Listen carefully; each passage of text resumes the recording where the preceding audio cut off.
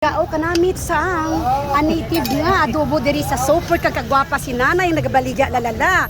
Bakal na kamo busan nyo ni nabaligya para mapuli na si nanay yan ho. Ay abaw kung di lang ko tani allergy. Ma'am, adobo tag ilang slice ma'am. Pila kay baligya.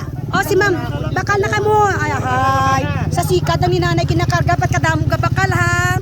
Bakal na kamo tag pilang slice. Wala akong ibinaya. Nay, pagpila na kay singgit na nay, 40. Ay, 40. Ma'am, 40 pesos lang. Bakal na ka mo. Yan, oh. Adobo. Oh, sir, ka namin. Ay, na 40 ka barato. Ay, kay nanay, ha? Lagko pa, native ni nay. Ay, sa Central Market, tag 60 ang slice. O, 40 pesos lang, ha?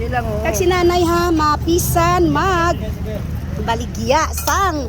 Native na chicken. Ubusa, bakal na ka mo para kapuli na si nanay. Nakapahuway.